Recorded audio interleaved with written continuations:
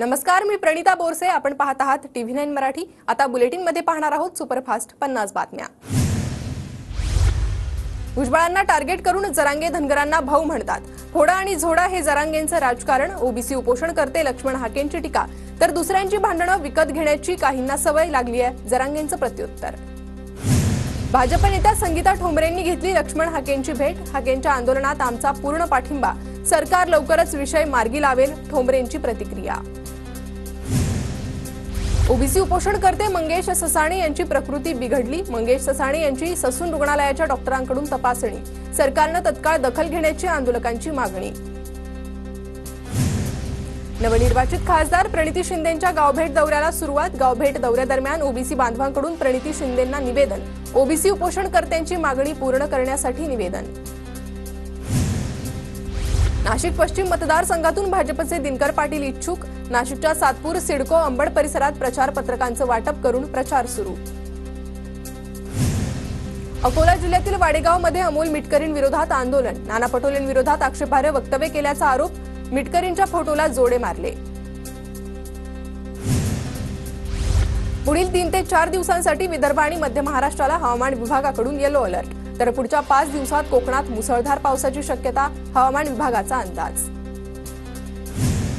राज्यात आतापर्यंत सरासरीपेक्षा 3 मिलीमीटर जास्त पाऊस. कोकण विदर्भात मात्र पावसाचं प्रमाण कमी, तर मराठवाड्यात 63% जास्त पाऊस.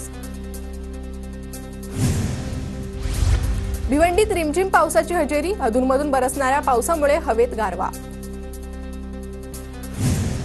नाशिकच्या इगतपुरी मुसळधार पाऊस. पावसामुळे वातावरणात गारवा. अचानक आलेल्या पावसामुळे नागरिकांची तारांबळ. गोंदियात पावसाच्या हलक्या सरी. नागरिकांना उकाड्यापासून तात्पुरता दिलासा. अद्यापही दमदार पावसाची प्रतीक्षा. पालघरच्या वसई विरार नालासोपारा परिसरात पावसाची हजेरी. हवेत गारवा निर्माण झाल्यानं नागरिकांना उकाड्यापासून दिलासा.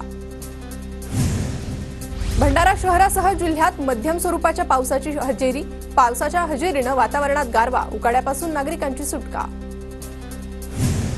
जळगावच्या अमळनेर तालुक्यातील 5 गावांमध्ये अतिवृष्टी. जोरदार पावसात पिकं, बियाणं, सुपीक माती वाहून गेल्यानं शेतकऱ्यांचं नुकसान. मदत आणि पुनर्वसन मंत्री अनिल पाटलांचे पंचनामे करण्याचे आदेश. धुळे जिल्ह्यात 8 दिवसांच्या विश्रांतीनंतर जोरदार पावसाची हजेरी. पावसाच्या आगमनामुळे बळीराजा सुखावला. शेतकऱ्यांकडून पेरणीला सुरुवात.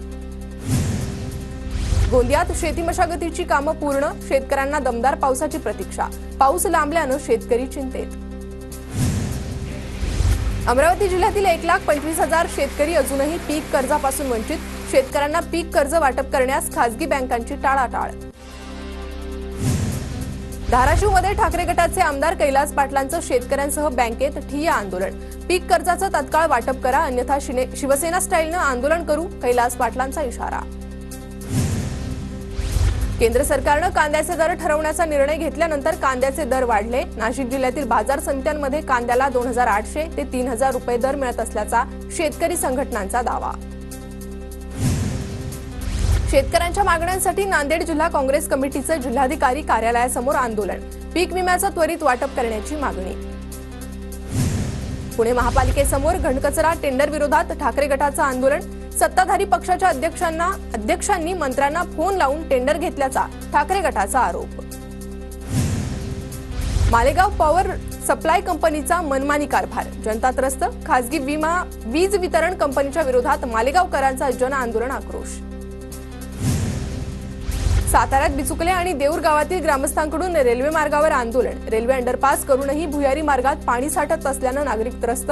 तक्रार करूनही प्रशासनाचं दुर्लक्ष. नांदेडच्या हिमायतनगर तालुक्यातील कवठा तांड्यात शिक्षकांच्या मागणीसाठी गावकऱ्यांनी शाळेला कुलूप ठोकलं. एकच शिक्षक असल्यानं गावकरी संतप्त. राज्यात आजपासून पोलीस भरती प्रक्रियेला सुरुवात. तर वयोमर्यादा ओलांडलेल्या तरुणांना एक संधी मिळण्यासाठी पुण्यात आंदोलन. मुंबईत शंभूराजे देसाईंकडून वयोगटात न बसणाऱ्या पोलीस भरतीच्या विद्यार्थ्यांची भेट. प्रशासनानं लेट भरती काढल्यानं नुकसान झाल्याचा विद्यार्थ्यांचा आरोप.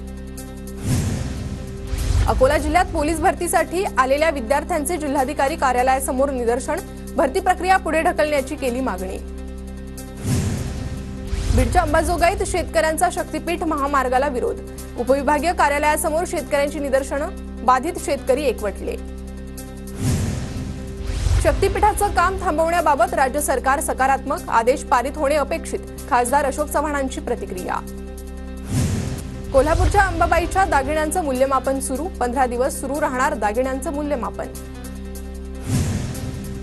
तुळजाभवानी मंदिर संस्थान कार्यालयातून महत्त्वाच्या 50 पेक्षा अधिक संचिका गायब झाल्याचं प्रकरण। जिल्हाधिकारी ओंबासेंकडून संबंधित अधिकारी आणि कर्मचाऱ्यांना कारणे दाखवा नोटीस।